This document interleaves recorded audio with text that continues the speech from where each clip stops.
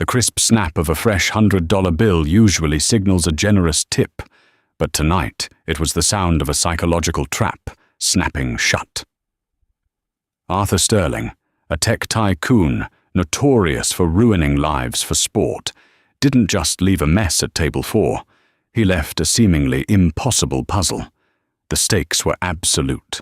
A life-changing fortune if the waitress solved it, or her immediate humiliating termination if she failed. What she did next wasn't just a display of raw genius. It was a brutal, calculated dismantling of a billionaire's ego, entirely executed before the dessert plates were even cleared. The crystal chandeliers of Le Petit Palais cast a warm, golden glow over the dining room. But for Clara Bennett, the light was just another source of heat in an already suffocating environment. At 24, Clara had spent the last 3 years navigating the minefield of fine dining in Manhattan.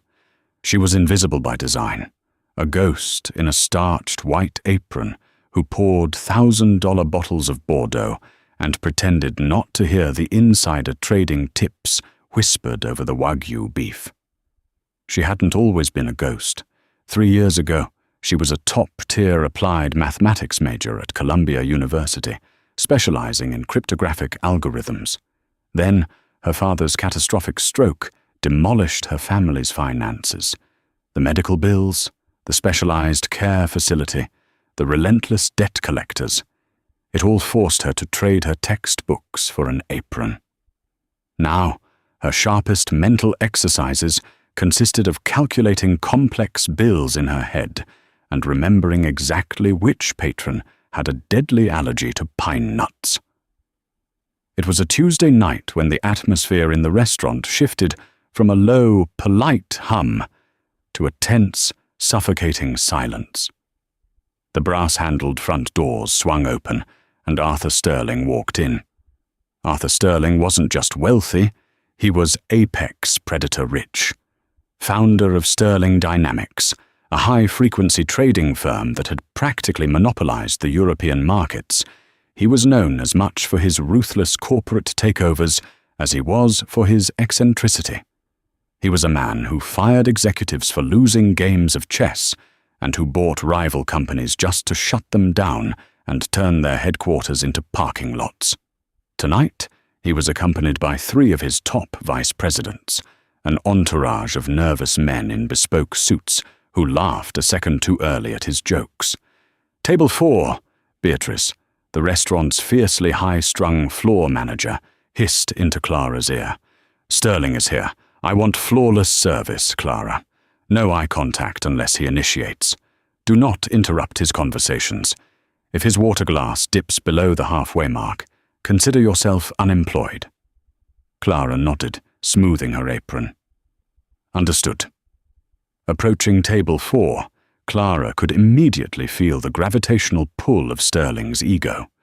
He was a striking man in his late 50s, with silver hair swept back from a sharp, angular face and eyes the color of a winter sky.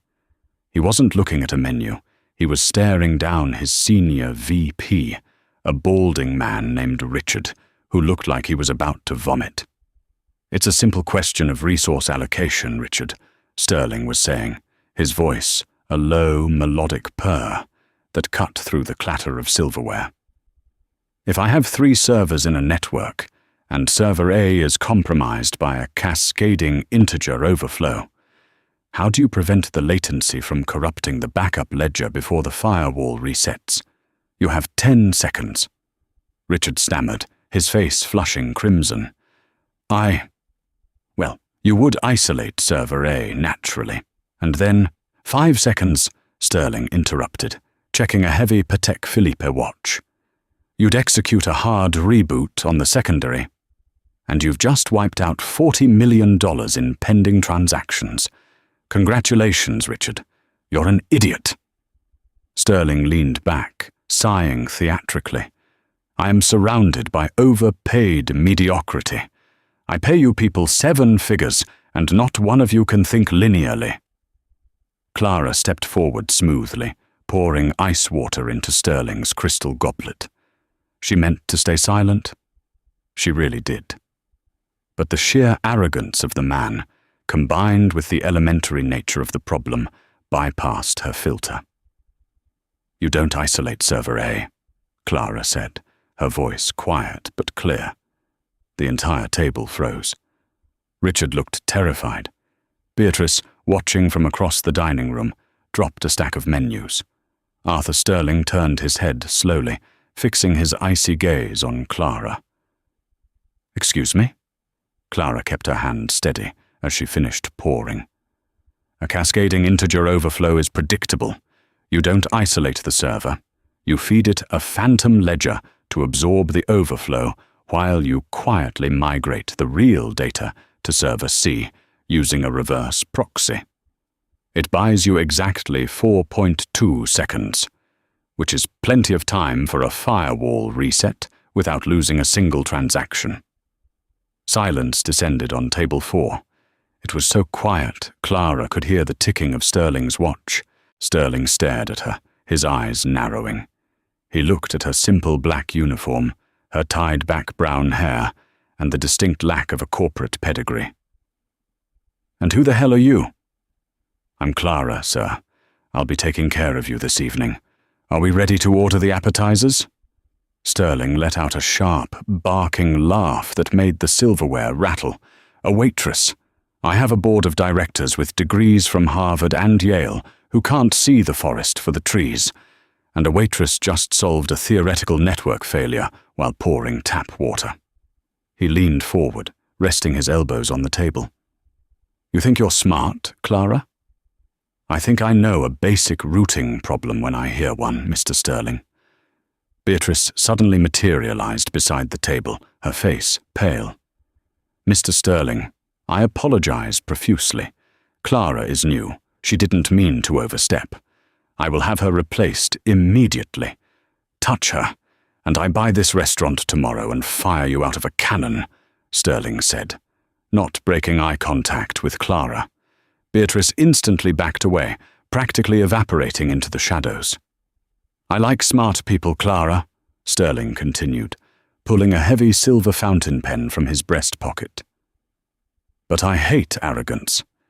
I hate people who think one lucky guess makes them a genius." "It wasn't a guess," Clara replied, her chin lifting slightly. "Then prove it." Sterling grabbed a thick linen napkin from the center of the table and flattened it out. "I have a hobby. I create puzzles. Security encryption models disguised as logic games. I've given this current one to the head of cryptography at the NSA, and he gave up after 3 weeks." Sterling began writing on the napkin, the dark ink bleeding slightly into the expensive fabric. "Here is my proposition, Clara the waitress. I am going to leave this napkin on your tray. You have until I finish my dessert to solve it." "And if I do?" Clara asked, her heart beginning to hammer a frantic rhythm against her ribs. Sterling smiled, a predatory gleam in his eyes. "If you do, I will wire $1 million into your bank account before I walk out of that door. Cash, tax-free." The 3 vice presidents gasped. Clara's breath hitched. $1 million. It would pay off her father's facility. It would clear the debt. It would give her her life back. "And if I don't?" she asked, her voice remarkably steady. "If you don't," Sterling said softly, "I will ensure you are blacklisted from every restaurant, cafe, and hot dog stand in the tri-state area. You will lose your job tonight, and you will never work in this city again. Furthermore, you will stand in the middle of this dining room and loudly declare to everyone that you are a fraud." He finished writing, capped his pen, and slid the napkin across the table. "Do we have a game, Clara?" Clara stared at the folded linen. It felt as though a spotlight had been switched on, isolating her and Sterling from the rest of the world. She knew the golden rule of survival: never play a rigged game with a billionaire. Sterling had absolutely nothing to lose. For him, This was an evening's entertainment, a theatrical display of his superiority to stroke his own ego. For Clara, it was her entire existence on the line. But as she thought about the looming threat of the collection agencies calling her phone tomorrow morning, the choice was already made. "I accept your terms," Clara said, picking up the napkin. She didn't look at it right away. Instead, she slipped it into the front pocket of her apron. "I highly recommend the duck confit, Mr. Sterling. And for the table, perhaps a 2015 Chateauneuf-du-Pape?" Sterling's eyes sparked with genuine amusement. "Bring it, and Clara, the clock is ticking." Clara turned on her heel and walked back to the service station. As soon as she was out of sight of table 4, Beatrice grabbed her by the arm and yanked her into the narrow hallway leading to the kitchens. "Are you out of your mind?" Beatrice hissed, her perfectly manicured nails digging into Clara's sleeve. "Do you know who that is? He ruined a senator last year just because he didn't like his tie. You are playing a game with a shark, Clara, and you are covered in blood." "I need this job, Beatrice, but I need $1 million more," Clara said, gently but firmly prying her manager's fingers off her arm. "Just let me do my job. Let me serve the tables. If you fail, he's going to ruin me too," Beatrice whimpered, her professional facade crumbling. "I won't fail," Clara said, projecting a confidence she absolutely did not feel. She walked into the bustling kitchen, shouted the orders to the head chef, and finally retreated to a quiet corner near the dishwashing station. With trembling hands, she pulled the napkin from her apron. Sterling's handwriting was jagged and aggressive. The puzzle wasn't a simple riddle or a math equation. It was a grid accompanied by 4 lines of text. The text read, "The silent king takes 4 steps east, then dies upon the shore. The golden bird sings twice at dawn, but leaves through the cellar door. Look to the prime of the final year when Rome began to bleed." The answer is the lock, the key, the only thing you need. Below the text was a 5x5 grid of letters, seemingly random. CRYPTHOUN,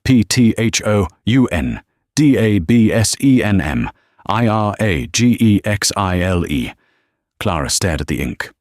"What is this? A Billionaire cipher? A Caesar shift?" She pulled a small notepad and a pen from her pocket and began to frantically write down possibilities. Her mind shifted gears, dropping the persona of the obedient waitress and reigniting the cold, calculating machinery of the MIT dropout. "The silent king," she muttered under her breath as a busboy rushed past her with a tray of dirty plates. "Chess? The king in chess moves 1 square at a time, 4 steps east." If she applied the king's movement to the grid, starting from the center, 4 steps east would take her off the board entirely. That didn't make sense. "Clara, table 7 needs their wine poured," Beatrice snapped from the doorway. "Coming!" Clara shoved the napkin back into her pocket, grabbed a bottle of Pinot Noir, and rushed back out to the dining room. For the next 45 minutes, Clara lived a torturous double life.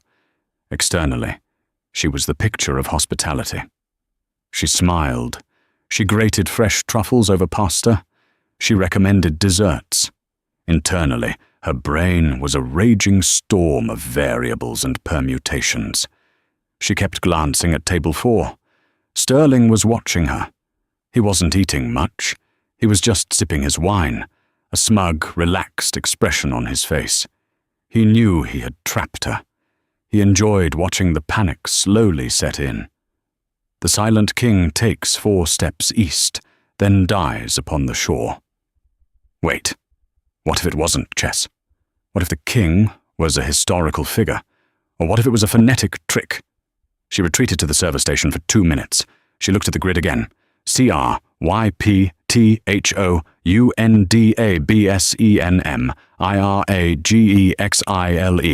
There were words hidden in the grid. Crypt, hound, absent, missing the T. Mirage, missing the E. Exile, The prime of the final year when Rome began to bleed.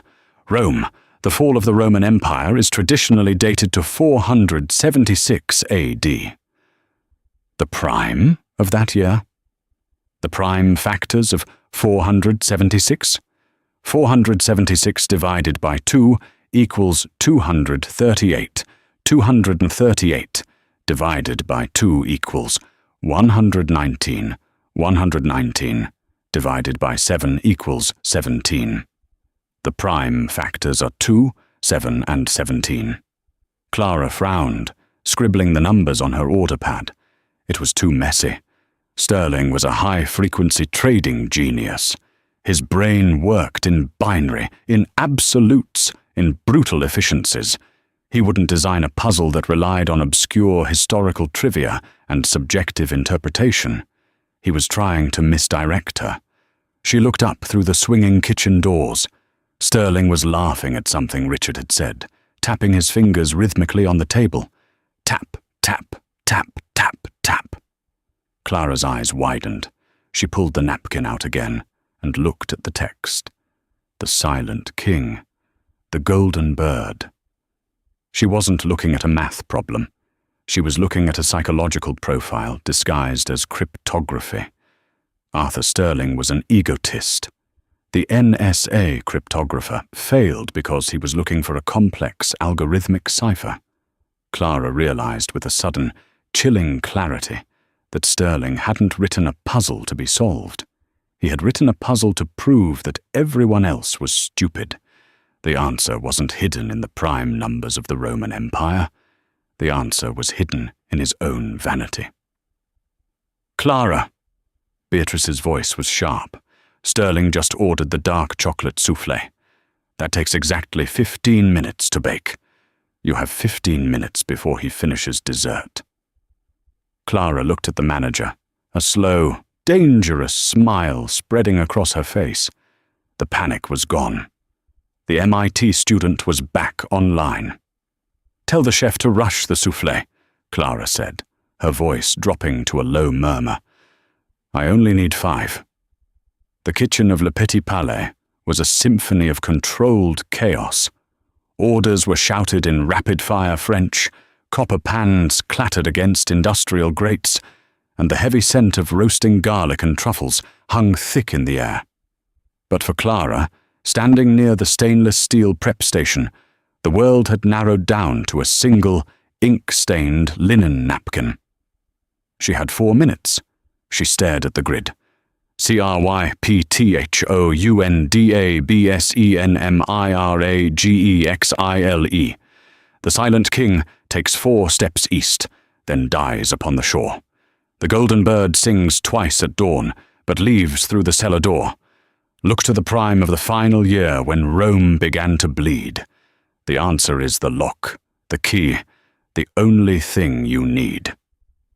Her applied mathematics training kicked in, filtering out the noise of the kitchen. The NSA cryptographer had failed because he had treated this like a standard military cipher.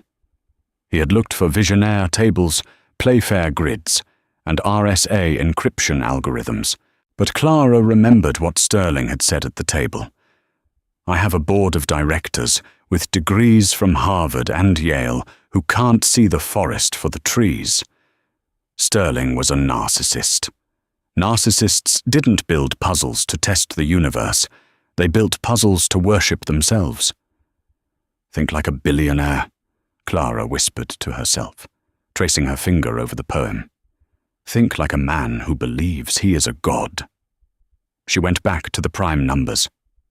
The fall of Rome, 476 AD.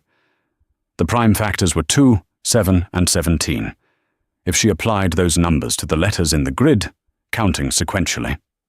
Second letter, R, 7th letter, O, 17th letter, IROI, return on investment. A bitter laugh escaped her lips. It was a decoy, a pathetic, arrogant little decoy, designed to make a junior analyst feel smart before realizing it meant absolutely nothing. Sterling had laid a trap for the mathematically inclined. He wanted the solver to proudly declare ROI, so he could humiliate them. 3 minutes, Clara, Chef Laurent barked, sliding a perfect dark chocolate soufflé onto a porcelain plate. If this falls before it reaches the table, it is coming out of your paycheck. I need 2 more minutes, Chef, Clara said, her eyes never leaving the napkin. If the math was a decoy, the answer was in the words. It was a riddle disguised as cryptography.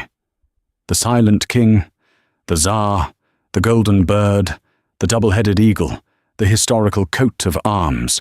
Rome began to bleed. The concept of the Third Rome.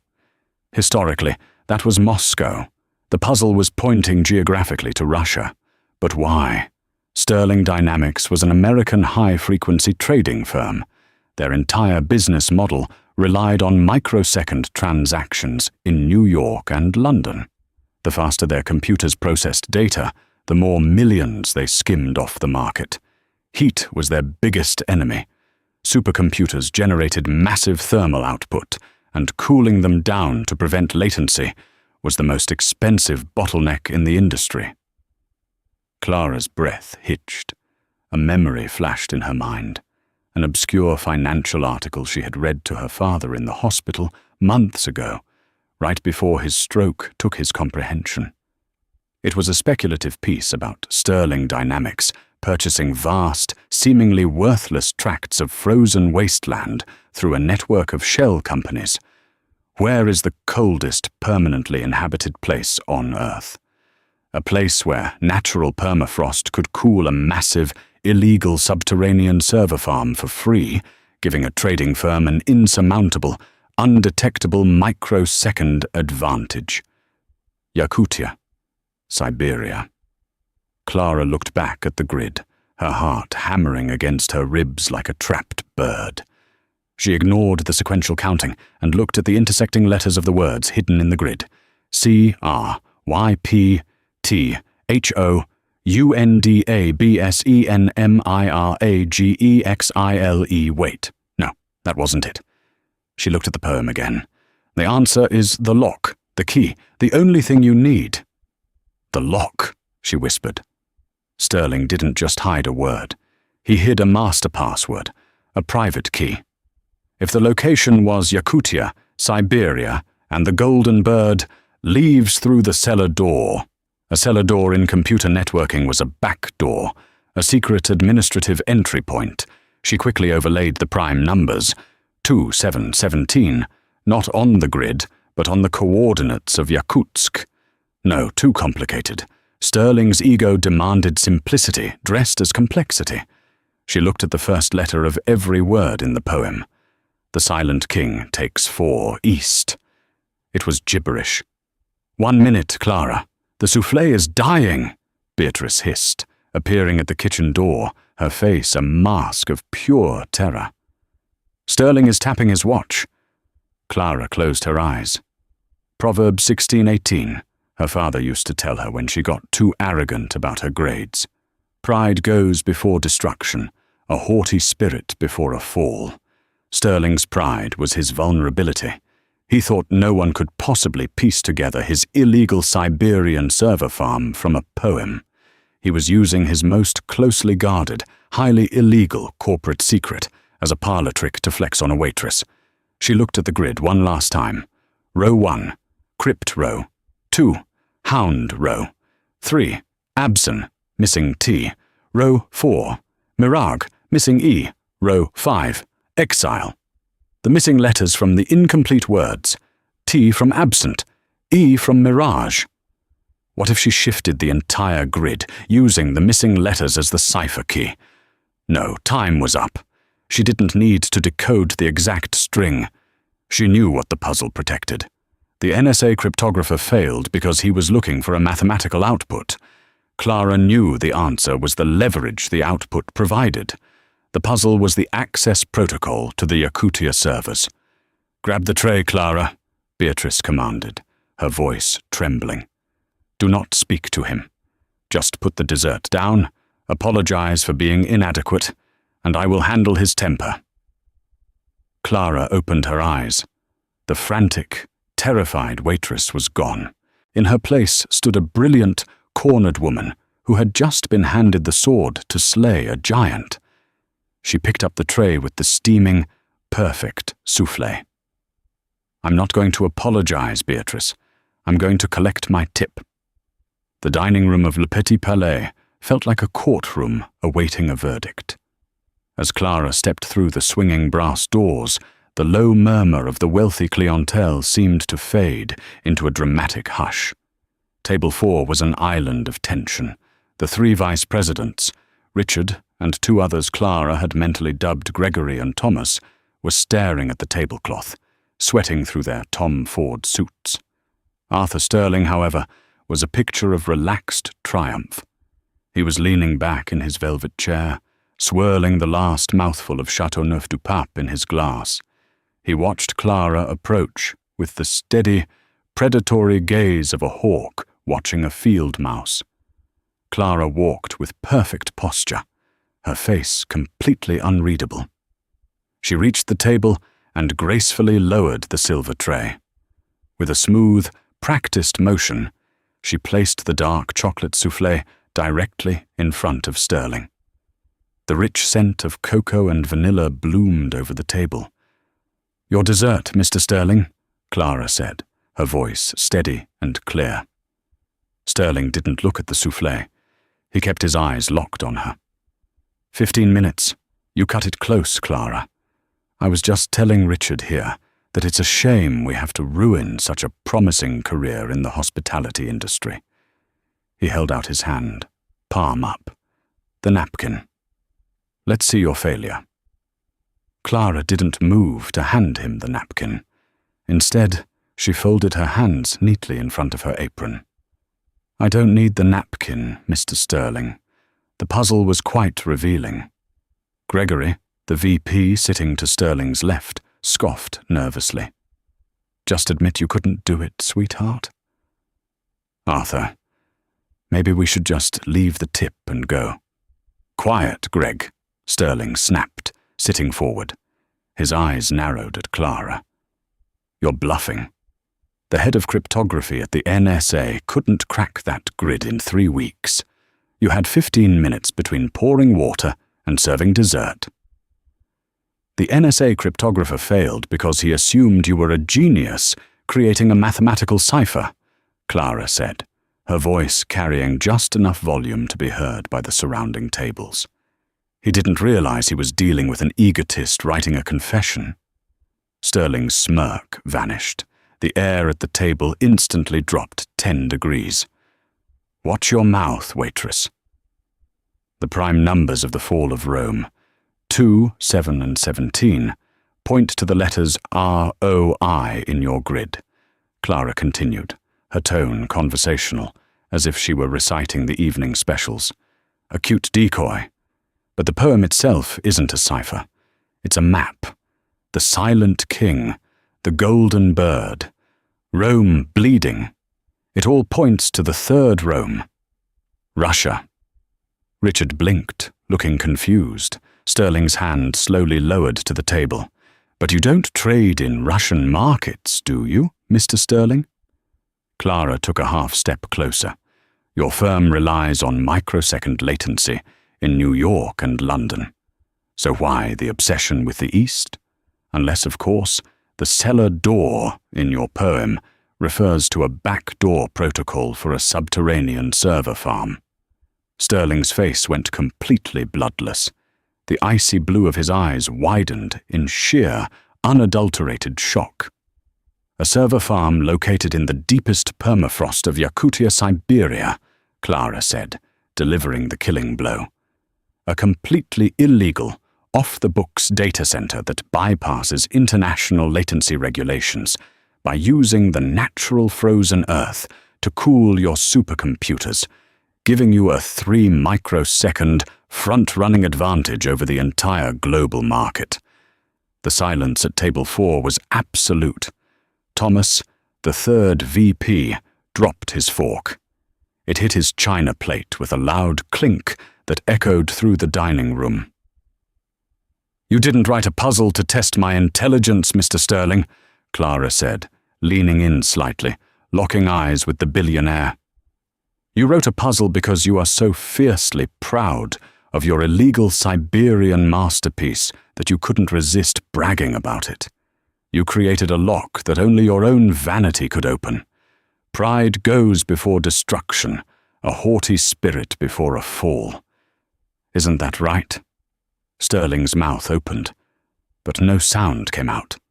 The apex predator had just been gutted by a ghost in a white apron. He knew exactly what was happening. If the SEC or his competitors found out about the Yakutia facility, Sterling Dynamics wouldn't just be fined, the company would be dismantled, and Sterling would face decades in federal prison. "How?" Sterling choked out, his voice barely a whisper. "Who are you?" "I'm Clara. I'm your waitress," she replied coolly. "And I solved your puzzle.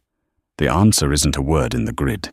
The answer is the Yakutia backdoor protocol." She pulled the linen napkin from her pocket and dropped it onto the table, right next to his untouched soufflé.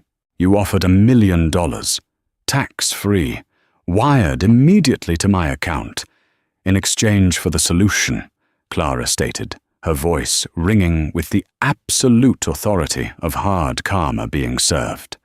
"I believe we have an audience who heard the wager. I will write down my routing numbers. You will execute the wire transfer right now from your phone before your dessert deflates." Richard, trembling violently, leaned toward his boss. "Arthur, if she goes to the press, if she goes to the feds—" Sterling didn't look at Richard. He didn't look at anyone. He stared at Clara, his chest heaving as the reality of his own arrogance crushed the breath out of him. The underdog hadn't just triumphed. She had taken his crown, his sword, and his kingdom in less time than it took to bake a pastry.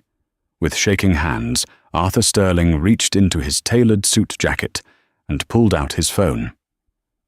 "I suggest you hurry, Mr. Sterling," Clara added, offering a polite, devastatingly professional smile. "I have other tables waiting." The silence radiating from table 4 had begun to infect the rest of Le Petit Palais. The clinking of expensive crystal and the low hum of privileged conversation slowly died out as nearby patrons sensed the violent shift in atmospheric pressure. People who paid $500 for a steak did not like having their evenings interrupted by raw, unfiltered panic. Arthur Sterling's hand hovered in the air, his fingers trembling so violently that the heavy silver watch on his wrist rattled against his cufflink. His mind, usually a terrifyingly efficient supercomputer, capable of processing hostile corporate takeovers in milliseconds, was caught in a fatal error loop. A waitress, a nobody in a stained white apron with a notepad.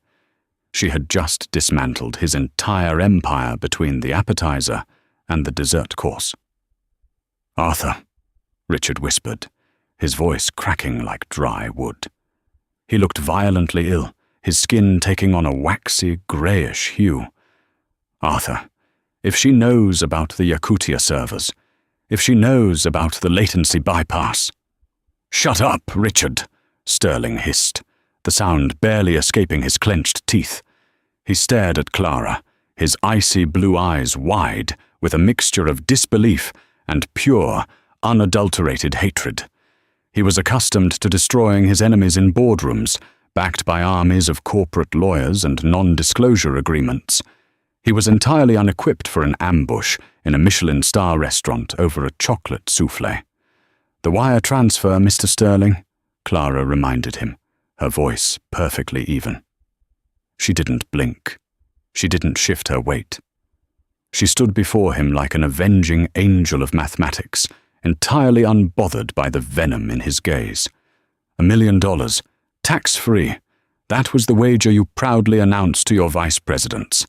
I solved your NSA baffling puzzle. Now, you pay. Sterling swallowed hard. The muscle in his jaw twitched.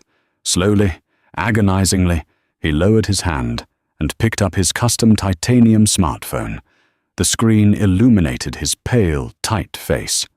You think you're clever, little girl? Sterling muttered, his thumbs swiping aggressively across the screen. He opened a heavily encrypted banking application, a private portal directly linked to his offshore holding companies in the Cayman Islands. You think you've won? I think I've executed a successful transaction, Clara replied smoothly. She reached into her apron pocket and pulled out her small, battered order pad. Tearing off a blank sheet, she grabbed the silver fountain pen Sterling had left on the table, the same pen he had used to write his arrogant puzzle, and quickly jotted down her Chase Bank routing number and checking account number. She slid the paper across the linen tablecloth. Standard wire protocol will suffice, she said. Gregory, the VP sitting across from Richard, suddenly slammed his hands on the table. This is extortion. Arthur, put the phone away. We can call the police right now. She's blackmailing you. Clara turned her gaze to Gregory. Her eyes were flat, devoid of any intimidation. Please, Gregory, call the police. Call the FBI. I would absolutely love to explain to a federal agent how Sterling Dynamics uses an illegal, subterranean server farm built deep in the Siberian permafrost of Yakutia to circumvent global latency laws and commit high-frequency trading fraud. I'm sure the Securities and Exchange Commission would be fascinated to hear how you skim millions off retail investors before their trades even register. Gregory's mouth snapped shut. He looked at Arthur, terrified. He realized instantly what Arthur already knew. Bringing the authorities into this would be mutually assured destruction, and Sterling Dynamics had infinitely more to lose. Sterling kept his eyes on his phone. The biometric scanner flashed red, then green, analyzing his retina. He punched in Clara's routing number. He paused at the amount field. $1 million. For Arthur Sterling, $1 million was a rounding error. It was the cost of a private jet refuel or a quiet weekend in Monaco. But handing it over to this girl, conceding defeat to a waitress he had intended to humiliate for sport, was a psychological amputation. It was tearing a piece of his ego out by the roots. Send it, Clara commanded, her voice dropping an octave, carrying the weight of hard, undeniable karma. With a jerky, furious motion, Sterling jammed his thumb against the authorize button. Done, he spat, tossing the phone onto the table. It slid and hit his water glass. It's a direct liquidity transfer. It clears the Federal Reserve instantly. 3 seconds later, Clara's Apple Watch buzzed against her wrist. She casually raised her arm. The notification glowed brightly in the dim restaurant lighting. Chase alert. Incoming wire transfer received. Amount $1 million. Available balance $1,024.18. Clara let out a breath she hadn't realized she was holding. The crushing weight of her father's medical debt, the harassing phone calls from collection agencies, the suffocating fear of eviction. It all dissolved in a single, digital heartbeat. The underdog hadn't just survived the shark tank. She had walked out wearing the shark's teeth as a necklace. But Arthur Sterling was not a man who surrendered gracefully. As Clara lowered her wrist, the billionaire leaned forward, planting his elbows on the table. The initial shock had worn off, replaced by a cold, calculating malice. Congratulations, Clara, Sterling said, his voice dropping to a sinister, intimate whisper. You are officially a millionaire. For about 4 hours. Clara raised an eyebrow. Is that right? Do you honestly think you can just walk out of here? Sterling sneered, a cruel smile twisting his lips. You caught me off guard. I'll admit it. You're a very smart girl. But you are out of your depth. The moment you step outside those brass doors, I make a phone call. My legal team will file an emergency injunction claiming wire fraud and extortion. Your accounts will be frozen before the sun comes up. Richard seemed to regain a fraction of his courage, nodding vigorously. He's right. You're a waitress. We are a multi-billion-dollar conglomerate. We will bury you in litigation until you're begging to give the money back." Sterling leaned closer, his eyes utterly dead. "And that's just the legal route. I know people, Clara. People who specialize in making problems disappear. You know about the Yakutia facility. That makes you a liability. You think $1 million is going to protect you when my security contractors find out where you sleep?" It was a blatant, terrifying threat on her life.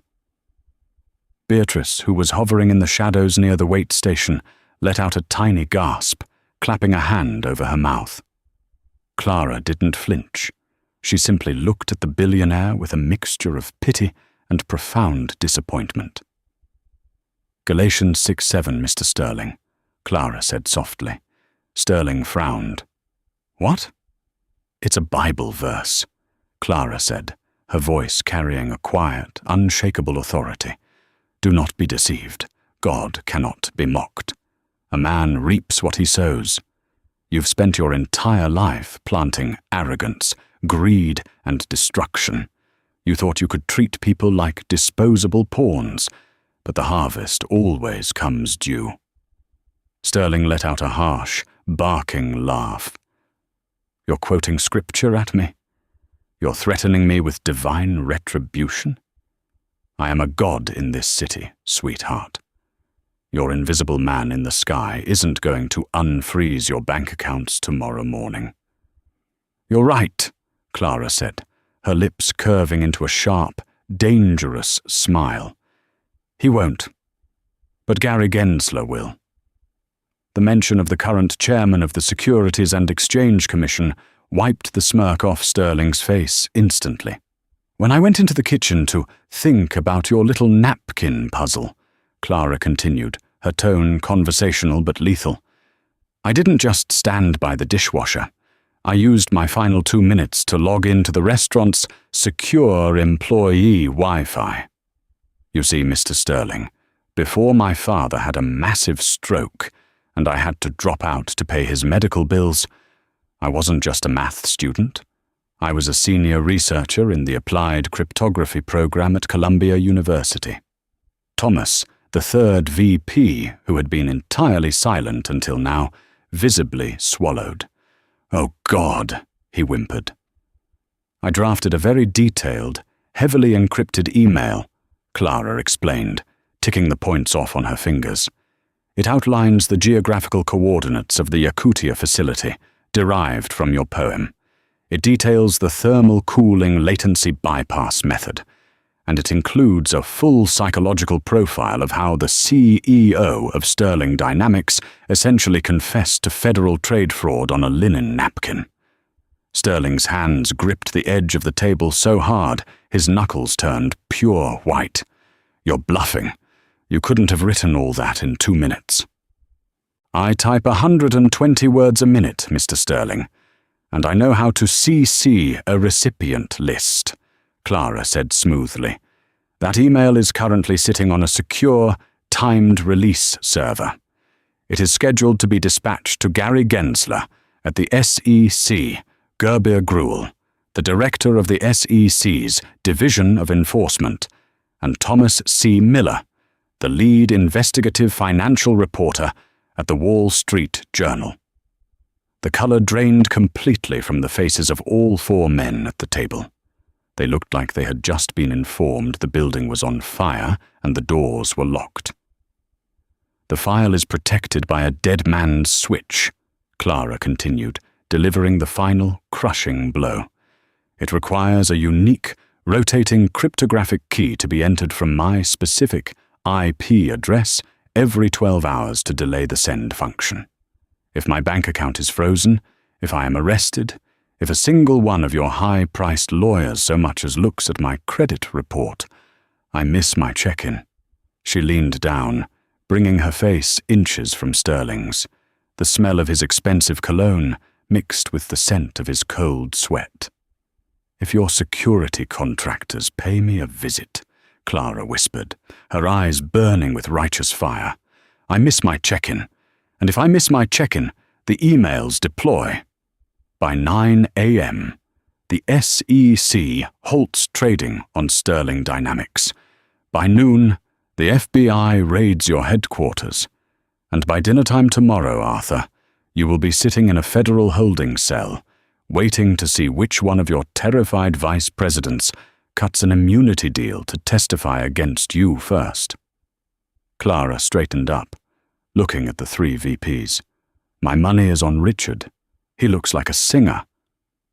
Richard practically choked on his own saliva, his eyes darting frantically between Clara and his boss. Arthur Sterling was paralyzed. The Grandmaster had been checkmated in 3 moves. He had built his empire on leverage, on always holding the gun to the other person's head. For the first time in his life, he was staring down the barrel, and the person holding the trigger was a 24-year-old waitress he had tried to break for his own amusement. He couldn't freeze the money. He couldn't hurt her. He couldn't even fire her. He was entirely, helplessly at her mercy. The hard karma had arrived, and its grip was absolute. You, Sterling rasped, his vocal cords failing him. You stole from me. I won a bet, Clara corrected him. You offered the terms. I accepted. The transaction is complete. She reached behind her back and untied the strings of her starched white apron. She pulled it over her head and folded it neatly. With deliberate care, she placed the apron squarely on top of Arthur Sterling's untouched, perfectly baked dark chocolate soufflé. The heavy fabric crushed the delicate pastry, sinking into the dark, sweet center. I quit, Beatrice, Clara called out, not looking back at her manager. She turned her attention back to the table one last time. The $1 million pays for my father's care, clears our debt, and allows me to finish my degree. Consider it a mandatory charitable donation. If you ever try to contact me, if you ever come within 100 feet of me or my family, the Yakutia file goes public. Do we have an understanding, Arthur? Sterling couldn't speak. He just stared at the crushed soufflé, the physical manifestation of his ruined ego. Slowly, defeatedly, he gave a single microscopic nod. Good, Clara said. Enjoy your evening, gentlemen, and don't forget to tip your server. The staff here works very hard. Clara Bennett turned on her heel and walked away from table 4. She didn't run. She didn't look back. She walked with the steady, measured pace of a woman who had just reclaimed her life. As she pushed through the heavy brass doors of Le Petit Palais and stepped out into the cool, crisp Manhattan night air, the streetlights seemed brighter than they had in years. Behind her, the billionaire sat in silence, trapped in a prison of his own making, while the underdog walked free into the city, carrying $1 million and the ultimate key to her future. The neon lights of Manhattan blurred past the window of the yellow taxi, painting Clara Bennett's face in alternating shades of crimson and gold. She sat in the back seat, her hands resting softly on her lap, staring down at her phone. The Chase Bank application was still open. The screen glowed with the impossible, beautiful number, $1,000, $214.18. She didn't go back to her cramped, freezing apartment in Queens. Instead, she gave the driver the address for the Mount Sinai Intensive Rehabilitation Center. When she walked through the sliding glass doors of the facility, the sterile smell of antiseptic and floor wax hit her, but for the first time in a year, it didn't feel like a prison sentence. She marched directly to the overnight billing administrator's desk. Mr. Harrison, a tired man with thick spectacles, looked up from his computer, surprised to see her at this hour, out of her waitress uniform. Clara, is your father all right? Visiting hours ended at, He's fine, Mr. Harrison. Clara interrupted, her voice steady and bright. She pulled a freshly printed wire transfer authorization from her bag. I'm here to clear David Bennett's account. All of it. The arrears, the current balance, and I want to prepare for the next 12 months of his specialized physical therapy." Mr. Harrison blinked, taking the paper with hesitant fingers. He typed her account details into his terminal. A few seconds later, his jaw went completely slack. He looked from the screen to Clara, utterly bewildered. "Miss Bennett, this transfer, it's cleared. You have a zero balance. In fact, you have a massive credit. Make sure he gets the premium room with the window facing the park." Clara smiled, a profound, soul-deep exhaustion finally beginning to lift from her shoulders. She walked down the quiet, dimly lit corridor to room 412. Her father was asleep, his chest rising and falling in a slow, steady rhythm. The monitors beeped softly. Clara sat in the chair beside his bed and gently took his rough, weakened hand in hers. Tears finally spilled over her eyelashes, hot and fast, carving tracks down her cheeks. "We did it, Dad," she whispered into the quiet room. "You always told me to trust in the Lord with all my heart and lean not on my own understanding. You told me the truth would be my shield. You were right."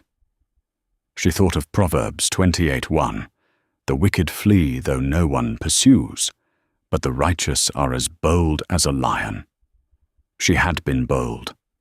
But the true twist of the night, the secret she hadn't told Arthur Sterling, was that there was no dead man's switch. She hadn't sent an encrypted email to Gary Gensler or the Wall Street Journal. She hadn't spent her 2 minutes in the kitchen coding a rotating cryptographic key. She had spent those 2 minutes desperately praying for the courage to bluff a billionaire. The email was a ghost, a psychological phantom constructed entirely from Arthur Sterling's own devastating paranoia. Clara knew that a man who built his life on deception would absolutely believe in the deception of others. He would never risk calling her bluff, because he couldn't fathom a world where someone wouldn't use that leverage to destroy him.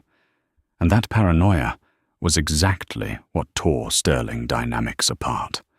Over the next 48 hours, the atmosphere inside the Sterling Dynamics headquarters on Wall Street devolved into a toxic, suffocating nightmare. Arthur Sterling stopped sleeping. He stopped eating. He locked himself in his corner office, frantically monitoring his personal networks, waiting for the devastating SEC leak that he believed was tied to a Waitress's daily check-in. He became convinced that his vice presidents were plotting against him. He fired Gregory on a Wednesday morning for looking at his phone during a meeting. He barred Thomas from the trading floor, accusing him of copying hard drives. But it was Richard who finally snapped. Richard, the terrified senior VP who had watched a waitress casually dismantle his terrifying boss, realized that Arthur was a sinking ship. He knew Arthur would eventually blame him for the Yakutia leak. Driven by sheer terror and the desperate need to save himself, Richard didn't wait for Clara's imaginary dead man switch to activate. On Thursday afternoon, Richard walked out of the Sterling Dynamics building, hailed a town car, and drove directly to the New York field office of the FBI.